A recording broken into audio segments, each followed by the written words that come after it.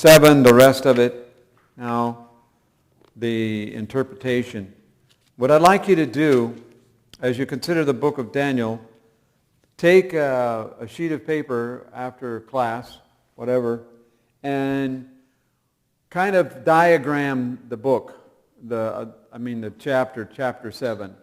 Take the things, we actually have it here in our notes, take the vision itself and then the interpretation and put them side by side on a sheet of paper and to verse by verse across your paper, and see how these things fit together, because we were going to have the first part of the book of Daniel, which talks about the 4 powers, and then across from that you're going to have the identification of these things.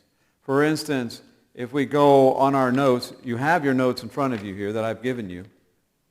The third page has the origin, among them the 10 horns, verse 8, and after them verses 20 and 24. So we have on one part of the page the vision, and the other part of the page you need to put the interpretation as it is in the book of Daniel itself. We have an outline of that in our notes here, and we're going to start now with the front page of your notes, talking about the different elements of the vision. So what are the different elements of the vision? Let's go through them rather quickly. Verse 4, what is the first element we see of the vision? A lion that had eagle's wings. Okay, and the second one, verse 5. A bear which was higher on one side and had 3 Verse wings. 6. Yes. A leopard with 4 wings and 4 heads. And the seventh, verse 7. A terrible strong beast with great iron teeth. And verse 8. Another little horn that came up amongst the 10. All right, so we have those elements which are called beasts. What do we see in verses 9 through 13? You see the judgment and the eternal reign of the Son of Man. And then in verse 14?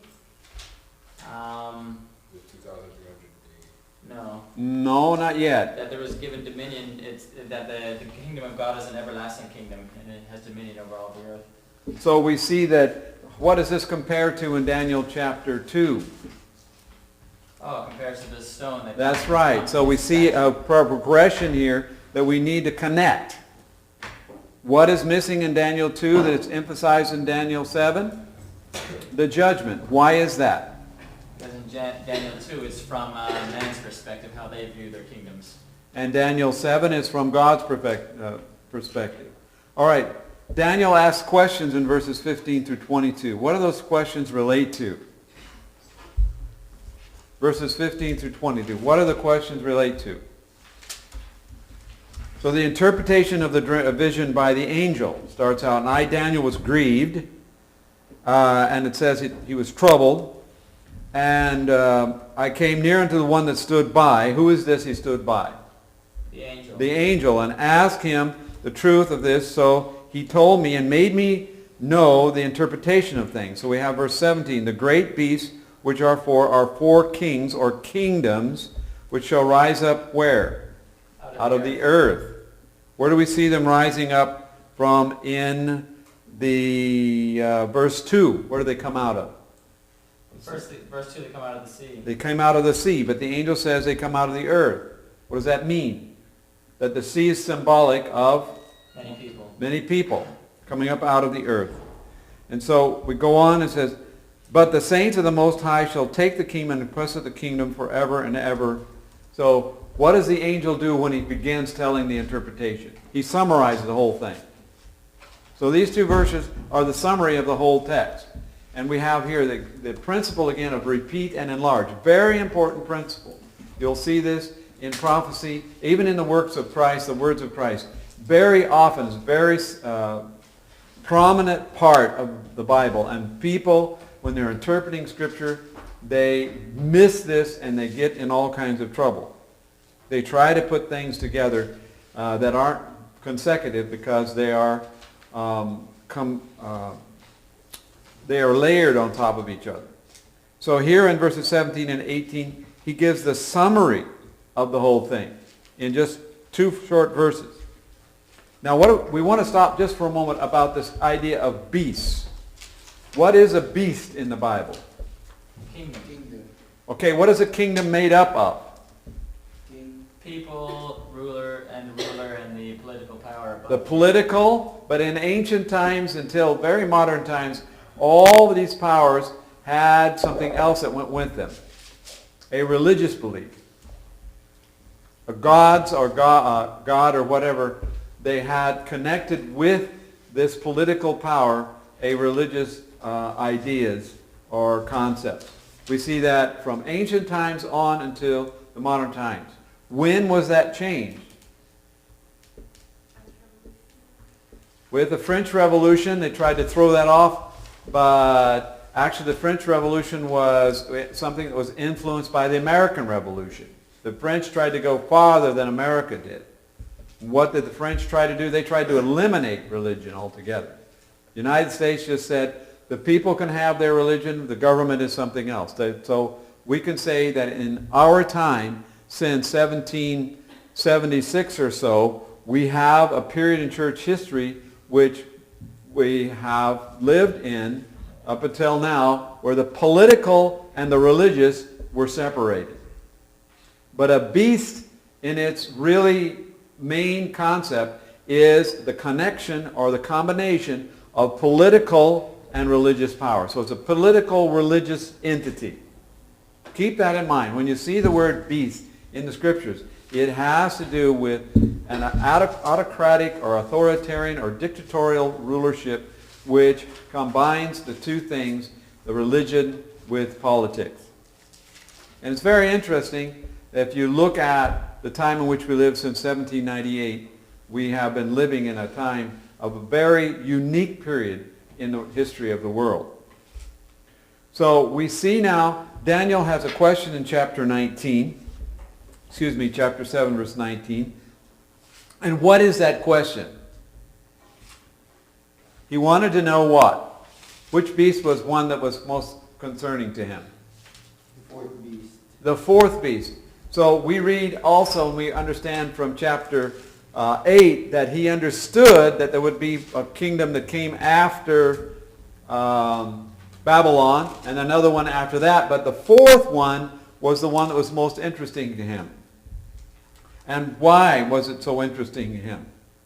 Probably because he understood from the language that this would be a persecuting power. Then I would know the truth of the fourth beast, which was diverse from the others, exceeding dreadful, whose teeth of iron and nails of brass, which devoured, brake in pieces, and stamped the residue with his feet. So Rome was particularly cruel in its rulership and very powerful in its military operations. And no one could beat Rome. But the problem when you are living off of the riches of others, when you conquer, because these city-states that lived off of others would go out and conquer the surrounding countries, take their booty and their riches and bring them home, and this is how they supplied their palaces with slaves and gold and so forth to keep themselves in power. So they, the further they reached, because they were continually expanding the kingdom, what happened eventually is there was no more people to conquer, no more gold to bring in, and eventually Rome ran out of resources, began printing its own money. Yes, they printed their own money, and they put less and less valuable material in the coins that they printed. So what they did was they diluted the value of their currency to pay for their soldiers and pay for their government officials. Now that's what governments are doing today. That's the problem we're having all over the world, not just in Greece, but in other countries as well, Spain and Italy and the United States. You might be surprised Canada is doing some of the same. So we have today now the same situation we had in Rome. the only thing that's holding it together right now is the confidence the people have in their own currency. And there's a lot of places where that is failing. So when that fails, things are going to come crashing down. So what was the purpose here of studying this at this time is to see that this kingdom of Rome, which extended itself beyond where it could control, eventually was overrun by what we call the barbaric hordes. Now, what is a barbarian? What is a heathen? How would you define a barbarian or a heathen? When it was like an animal. Okay, a barbarian, like someone who is. Somebody goes to war and they just have no. Yeah. I think of the barbarian. Very bloodthirsty. Right. So if you were living outside of Rome and Rome came to attack you, who would be the barbarian? Rome, right? Under those terms. Now, who were the atheists in the Roman under Rome? Who were the atheists under Roman rule? We're atheists today, right? People who don't believe in God. But who were the atheists in the Roman Empire in the time of the apostles, time of Christ? Who were the atheists? The leaders. Those who doesn't accept God. It depends on your perspective. If you believed in Mithra, the god of the Romans, somebody comes along and says Christ was God, who's the atheist? They would believe the Christian was. The Christians were the heathen. They were the barbarians because they didn't believe in our system of religion and our culture. These people are barbarians. They're heathen. So that's how Rome looked at the Christians, because they didn't accept all the gods and all the religious services of Rome. So it depends on your perspective how you define these terms. Who's a heretic? All right, so the Christians were heretics among the Jews, and the Jews were heretics among the Romans. So it depends on which viewpoint you take. So we find that Rome had extended itself, and then it became weak. Why did Rome become weak? What was its greatest weakness? Internal strife, internal corruption. Well, first of all, I would say they had everything they wanted. Everything was, plays and feasts. And so when you have a situation where everybody is out for a good time, and there is no responsibility to take care of, the state is taking care of you, or you have some kind of bequeath to live your life as you want to, what do people do? They go into a decadent lifestyle. And that's what happened to Rome.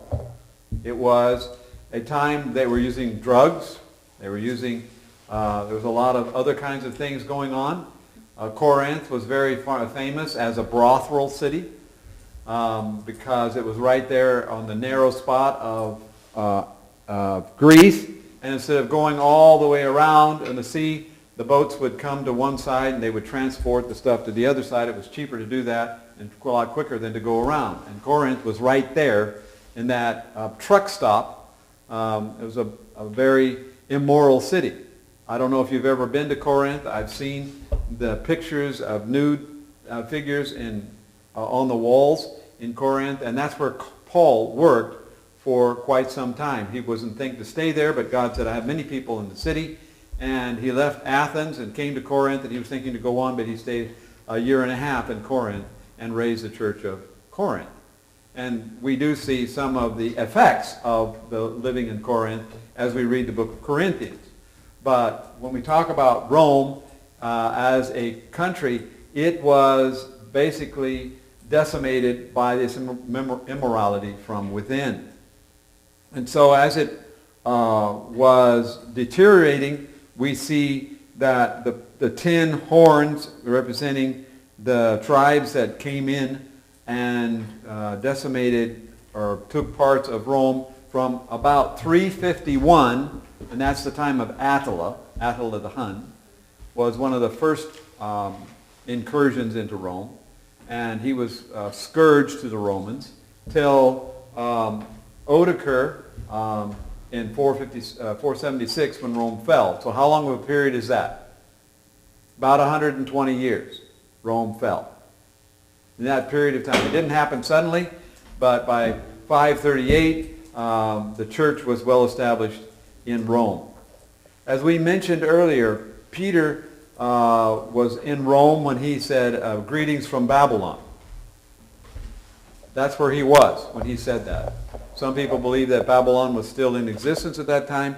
I think not. I think Peter was speaking directly from Rome, and he called it Babylon even then. Now, we see in verse 20 about the 10 horns which came up, before whom 3 fell, and that horn that had eyes and a mouth, speaking great things, whose look was more stout than its fellows.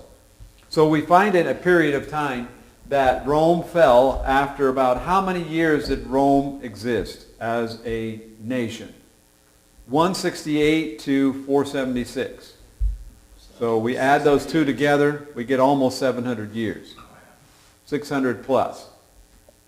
But at that time in 476, what was happening? Well, Rome fell, and it was not too long after that Rome was divided into 2 parts, Constantinople and Rome. And then we see that something else happened. It says the 3 fell. Now, who are these 3 that fell? Do you have any idea about that? Who were the 3 that fell? Okay, first of all, let's look at the 10 tribes that we believe were involved in the fall of Rome from externally. We have Alemannes. Who are they? Germany. Alaman. So if you speak Spanish, and when you talk about Germany, what do you use for the word Germany? Alemania. So that's Germany. And then we have the Lombards. Who are they? Portugal or Spain? No. Italy, probably. Italy. Burgundians, Switzerland. Heruli were in Italy. Ostrogoths were in Italy, as well as the Lombards. What about the Anglo-Saxons? England. The Franks from France. Sueve, those were the Portugal. The Visigoths were in Spain, and the Vandals were in Africa. So these were basically the different tribes, and they settled in different regions. And it's very interesting to look at their history and to follow some of the things that happened in their different regions. So when we talk about the 3 of the horns plucked up, we have to know what the 10 were. And these were what we believe is the basic 10. Now, like I mentioned in another presentation, in 1868 to 1880, 1886 to 1888, there was a great argument with Uriah Smith and A.T. Jones and Wagner, E.J. Wagner, about who were the 10. And they were arguing about whether it should be the Alemanni or it should be the Huns. And I guess we can say that the argument was won by Jones and Wagner that came up with the Alemanni and not the Huns. Adil the Hun was kind of like a shooting star. He came in and he went out as fast as he came in. It was very brief in his history. But the others came and settled in the different areas and took over parts of Rome. Now, the 10 tribes we talked about, it says 3 of them were plucked up. Which 3? The Ostrogoths, the Visigoths, and the Heruli. What was the issue involved in this plucking up of these tribes? Well, there was a general named Justinian. Have you heard of him? Has somebody talked to you about him? What did he do? You should have, if you're talking about the 290 and the 335, you would probably talk about Justinian. What happened in 508? What happened in 508? Well, it was more a decision, I believe, by Justinian that the Pope should be the main guy in Christendom. He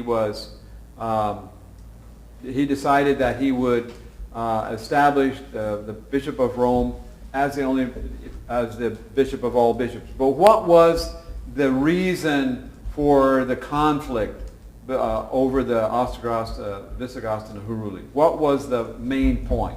They didn't want to conform to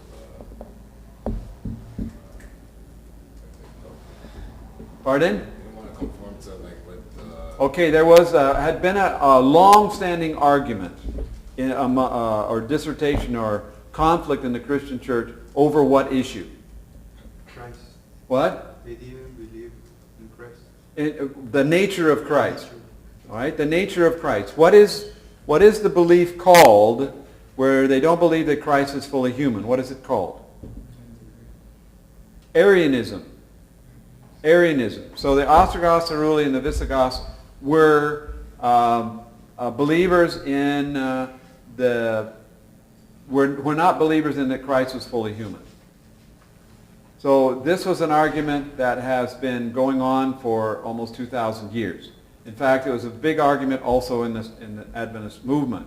Uriah Smith and others were also Arian in their belief. Did you know that? Uriah Smith was an Arian in his belief. He eventually confessed and came to an understanding differently before he died, but as far as I know, most of the time he was an Arian. And you can read in his early book on Daniel and Revelation some of those ideas. So the argument, I wish I could remember all the names. At one time there was only about one major bishop in the early Christian church in the 4th century who was arguing for the divine and human nature of Jesus Christ. So there were some very few at first. But eventually, through certain histories, a development of this came about that the church in general passed a resolution from a council that said that Jesus Christ was fully God and fully human. So that is an interesting history of itself. But now, in order to remove these three kings, Justinian determined that he would wipe out opposition to the Bishop of Rome who believed in the divine human nature of Christ. Of course, Augustine was in this period, and he came up with the idea of the Immaculate Conception of Mary so that Jesus could be born without the taint of original sin. And today we still have arguments and leftovers from that idea floating around. So we are to the point now where we come to the 10 tribes being plucked up, and behind that a war was a religious issue. And the religious issue was the nature of Jesus Christ. And it would be nice to be able to go into that in more detail at some time, because it's very important to understand the differences that happened in the early Christian church, and to look at the heresies and also the other issues that the church stood for and let fall aside. Of course, Sabbath being one of them that fell aside, but the nature of Christ is one that they held pretty correctly, with a lot of variations, because how they looked at the nature of Christ because of Augustine was still not correct, although Arianism was very incorrect. So now we come to the interpretation in a further sense. We're going on in our study here as quickly as we can. We call, "Behold, and the horn made war with the saints and prevailed against them." So while these powers came into being and were done away with, the Ostrogoths, the Visigoths, and the Heruli, the church now began to see that it could flex its muscle by using the political power of the state to enforce its edicts and rules.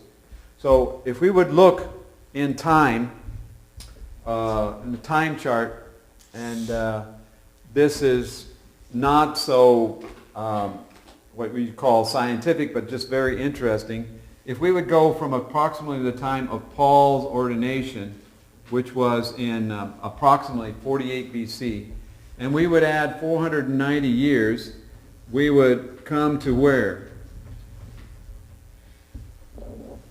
Where would we come to? Who's a good mathematician? 490 years? 490 years, we add 538, 490 here, we come to 538. What happened in 538? That was when the last of the Arian powers were dismissed, and the Pope of Rome Gained full power. gained the full authority to be called the Bishop of all bishops. That's when the 1260 years started. 1250 years started. 60. But let's add another 490. Where do we come to now? Come to 1,000. 1028, right? 1028. Yeah, 1028. 1028. This is about the time when the church began persecuting Christians, burning them at the stake. So we had 490 years where the church was gaining in ascendancy and power. We're going deeper and deeper into the Dark Ages. And one of the reasons that this happened is because back here in the 2nd century BC, men like Origen, they began to allegorize the Bible. The Bible was no more literal. It was more of a moral book. And because of that, they didn't take the Bible as a literal entity. But we can see in the Reformation, what did they start doing? They started taking the Bible literally. Now, let's go another 490 years. Where do we come now? 1518. What happened in 1518? What happened in 1517? Sounds significant, but I can't remember what happened. That's a very important date. These are very, very, very, very important dates. You fail that on the test, you're really going to be in trouble. Luther nailed his thesis on the Wittenberg Church in 517. Okay? 517. 1517. That's when he did it. And a year later, he was anathematized. He was excommunicated. He was disfellowshipped in the church. And 3.5 years later, in 521, they sought to kill him. That's when he was taken to Wartburg. And so that was the time of Luther. So he put his thesis on the Wittenberg church door in 1517, but it was a year later that the church responded to his ideas and excommunicated him. Okay, so this is when the church acted upon what Luther did. Yes? Can you repeat what he did in 517? He- Sorry, 1517? 1517, the 95 thesis on the church door of Wittenberg. What was the 95 thesis against? The Roman Catholic Church. Against the selling of indulgences. Oh, Giving people permission to sin. that's right. The permission to sin. So it's against the Pope, right? It was against Tetzel. The Great Controversy is very clear about this. You need to read the Great Controversy on this subject, and so we hope we get to that. But we're studying the book of Daniel now. I'm just talking to you about some of the dates that are happening here because we have 538 is the interesting date, and then we come to 1798 over here. Okay, so we have the 1260 years, and what began this 1260 years? The plucking up of the three powers, Ostrogoths, the Visigoths, and the Heruli.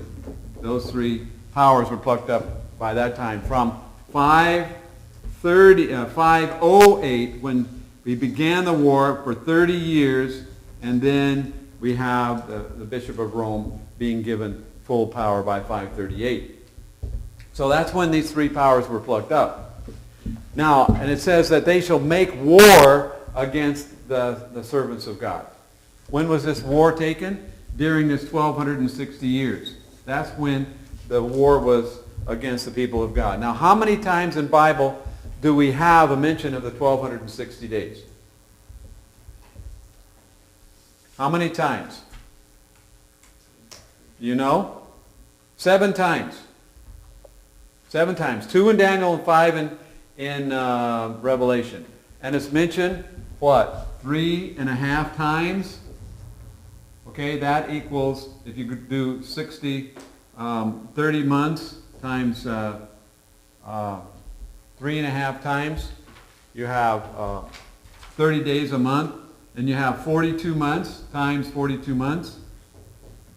42 months, it's mentioned, that's one of the, you have 3.5 times 42 months and 1,260 days. So it's mentioned in these 3 ways. So there's 3 different ways that it's mentioned. It's the same time period.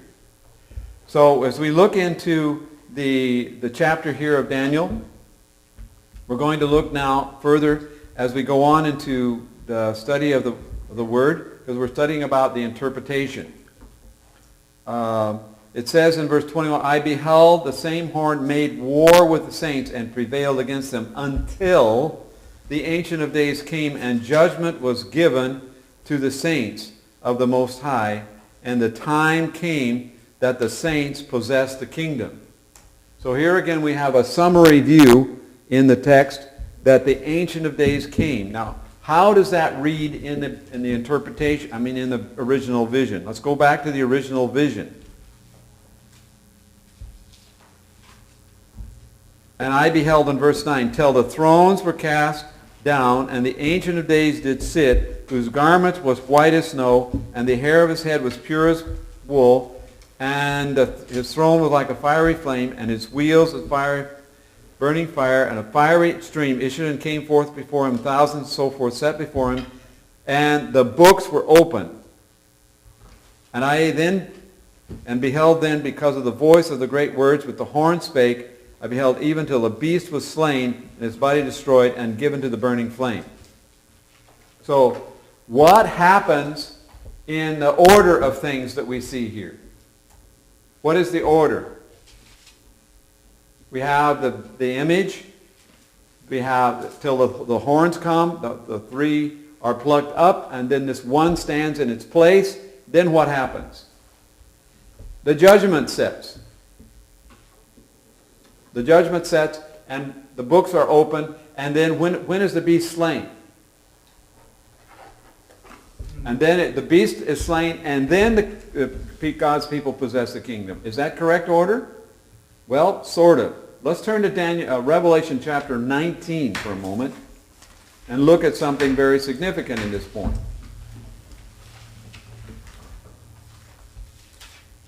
When Jesus comes in Revelation 19, he comes as King of Kings and Lord of Lords in verse 16, and he's riding on a white horse.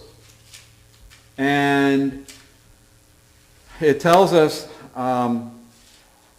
in verse 19, what does it say? And I saw the beast and the kings of the earth and their armies gathered together to make war against him that sat on the horse and against his army. In verse 20, and the beast was taken, and with him the false prophet that wrought miracles before him. Now we're talking about Revelation 13, a reference there. And what is Daniel chapter 7? Daniel chapter 7 is the precursor to Revelation 13. He's referring now to Revelation 13. And there's where we read about the beast and the false prophet. What's going to happen to them? They that had the mark of the beast and them that worshiped the image, these both were cast alive where? To a lake of fire. What time is that? That's the end of the world after the 1,000 years. No, it's not after the 1,000 years, before the 1,000 years, because let's go to chapter 20. Let's look at chapter 20. Okay? Come with me to chapter 20 now. Okay. All right, it says, we see that after the 1,000 years were expired, verse 7, Satan shall be loosed from his prison, go out to deceive the nations, and they went up on the breast and compassed the beloved city, and the devil that deceived them was what? Cast into the lake of fire, where who is? The beast and the false prophet are. So when is the devil cast into the lake of fire? At the end of the millennium. Who is already in this lake of fire when the devil is cast in? The beast and the false prophet. When were they cast in? at the beginning, before the millennium. Now, I'm not saying that hell lasts 1,000 years and they're burning in that fire. This is poetic language.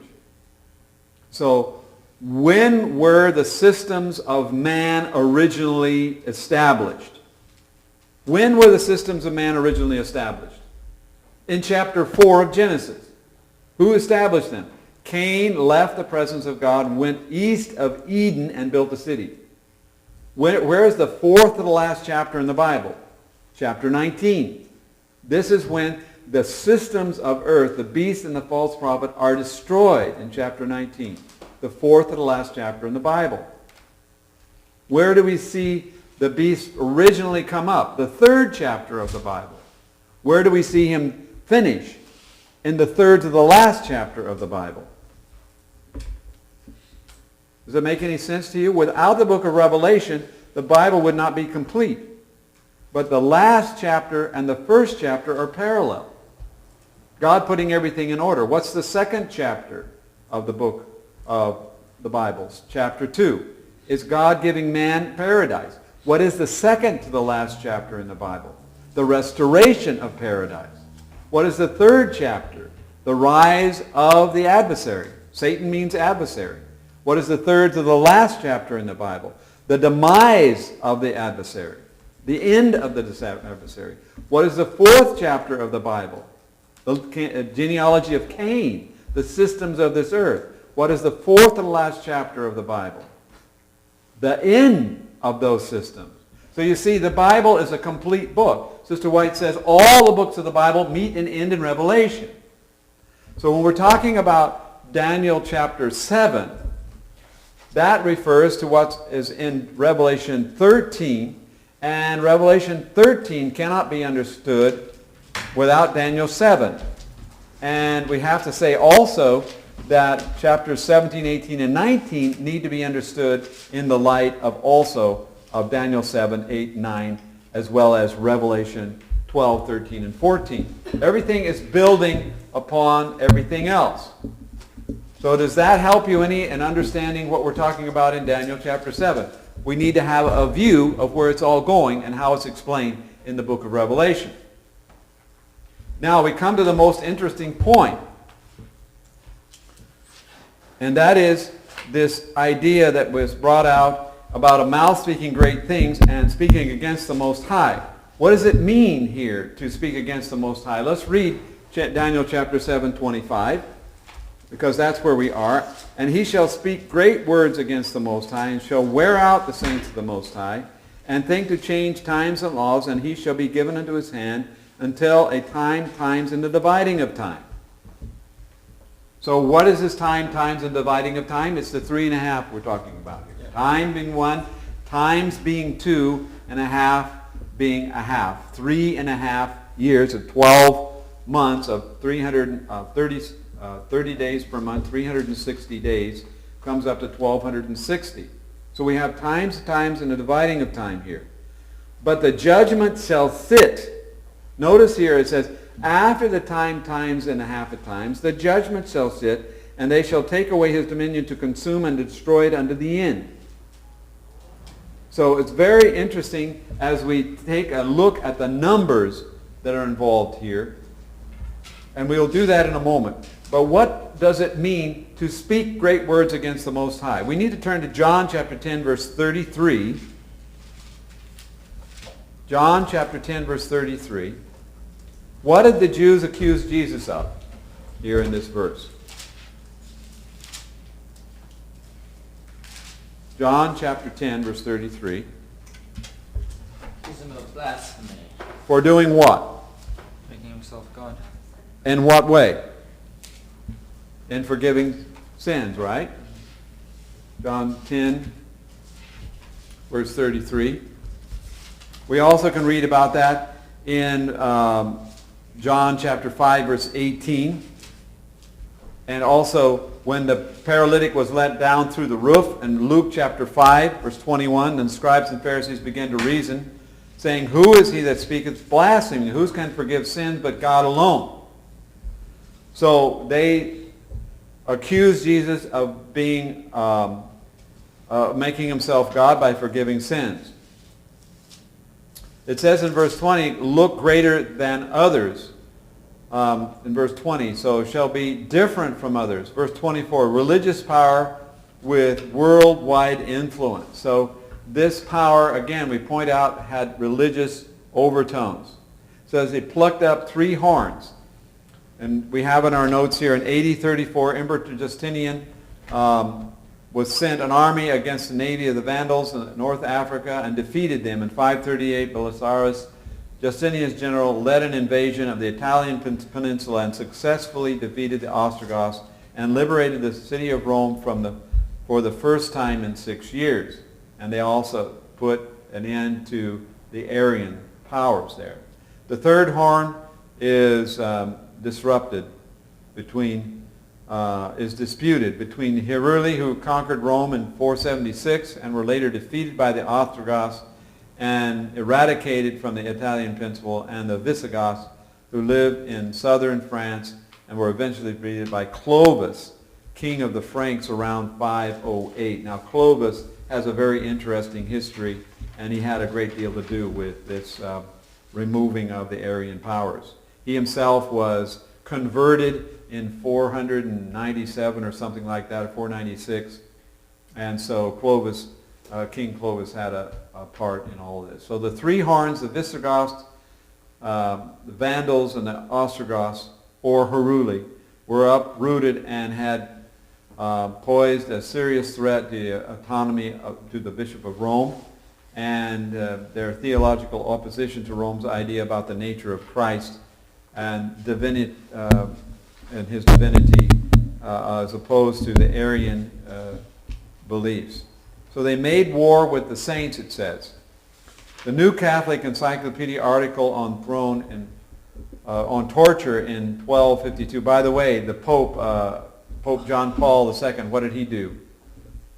He apologized, didn't he? Remember that? I don't know if you heard about that. He apologized for all the atrocities that Rome had done against heretics. But Pope Paul the Innocent IV in 1252 sanctioned the infliction of torture by civil authorities upon heretics, and torture came to have a recognized place in the procedure of the Inquisitional Court. So we mentioned here 1028, this was when the church began to allow other people to punish heretics, to burn them at the stake, and by 1252 it made it a part of its policies to do so.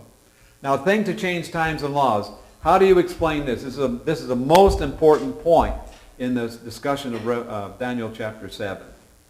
What way did the Pope change, or the Catholic Church change laws? We read here in our notes that he removed the second commandment, changed the fourth, reworded it to just remember this, to keep holy the Sabbath day, changed Saturday from Sabbath from Saturday to Sunday, began calling Sunday the Lord's Day, divided the 10th commandment in 2, and it says he was to reign for times and a half a time.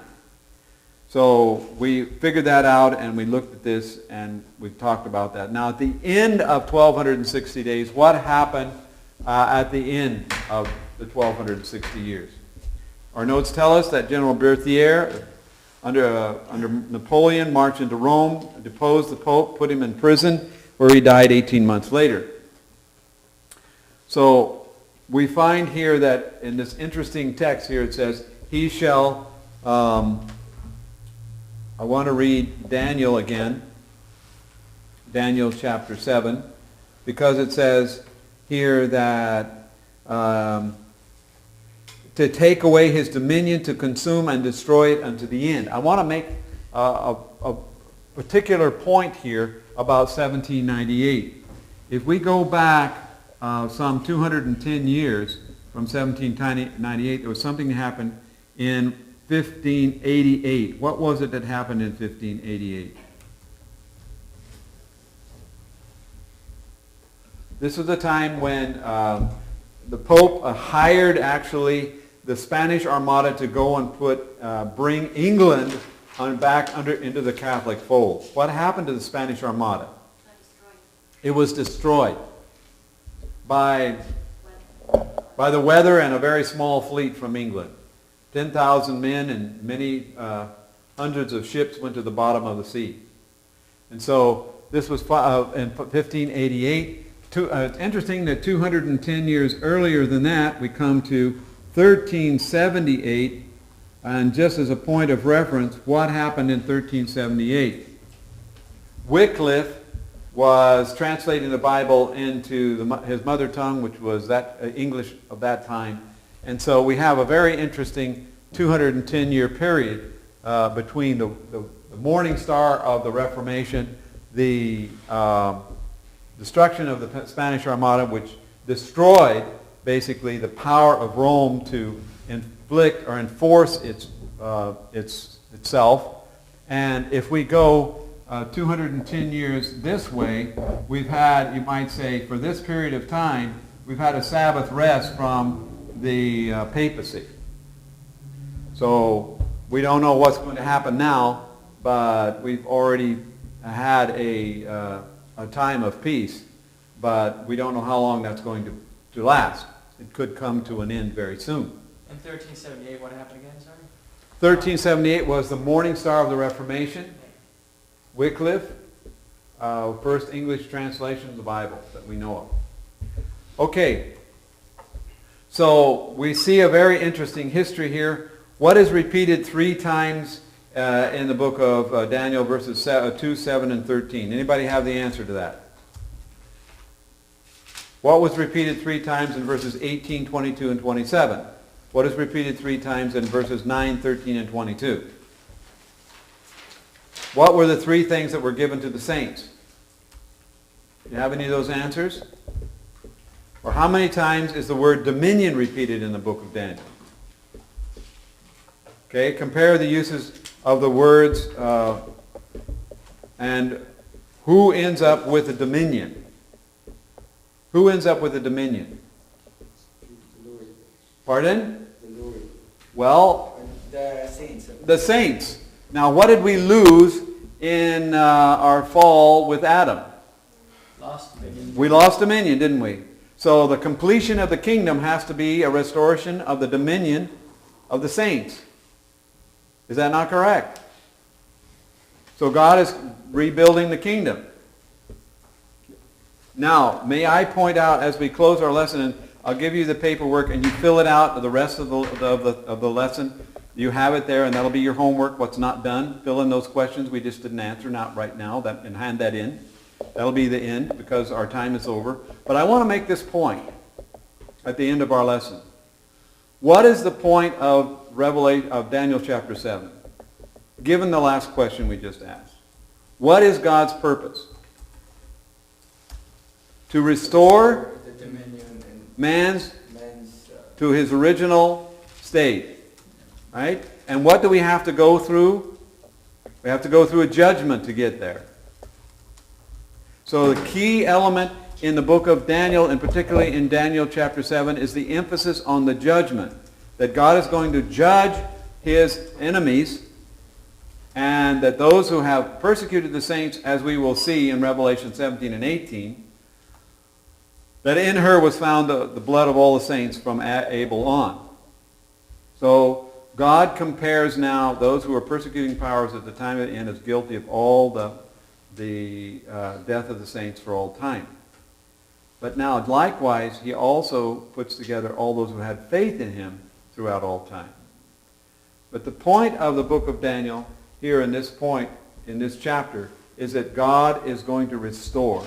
What is the central theme of the Scriptures, as we learned in hermeneutic class? The uplifting of humanity, correct? So God has, his purpose is to uplift and to restore.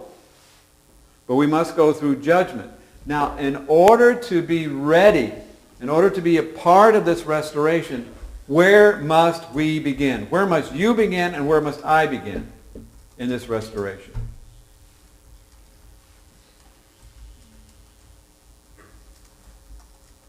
Let's start with ourselves and Thank you. That's exactly the right answer. If we're going to come into, be given authority over all that God has and is going to restore, where is the test? Where is the test we must pass? Is it not in self-control? Is it not in our own little world, our own dominion? Must we not take dominion over that? And this is why, my children, I keep emphasizing to you, without trying to be authoritarian, you need, I need, we need to become self-disciplined people. That's why health reform is so very, very important. It is the foundation of your self-control and self-discipline. It is the foundation of your success. When we violate those laws, even temporarily, we are cutting ourselves short and losing time in our preparation for the end of the world. So, God is going to restore dominion to those who have what?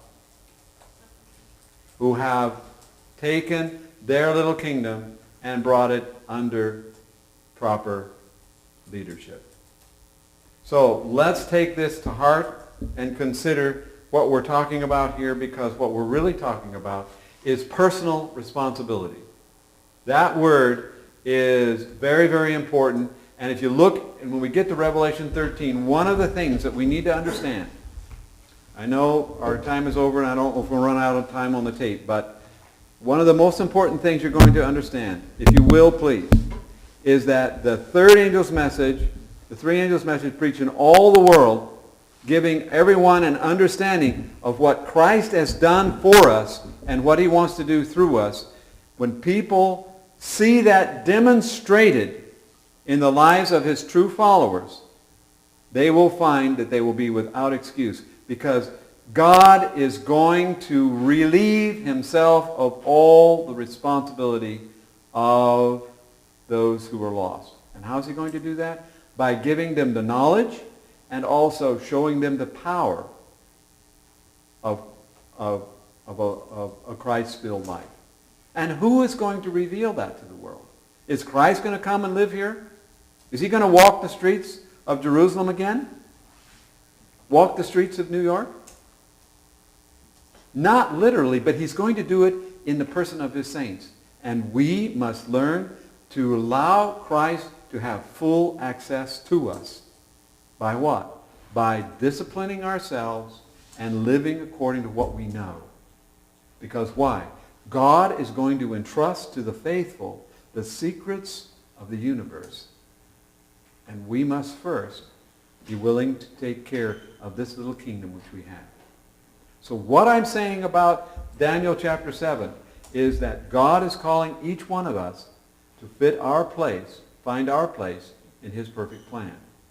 And he has called you, and he is calling you to fulfill that purpose. You've made different experiences, but now God is asking you to come under his discipline through his word, through his revealed will, through his Holy Spirit. The angels will help us if we will learn to submit to his guiding design. May God help us to do that, and may we prove faithful to the end, is my prayer in Jesus Christ, as Daniel did. Amen. Amen.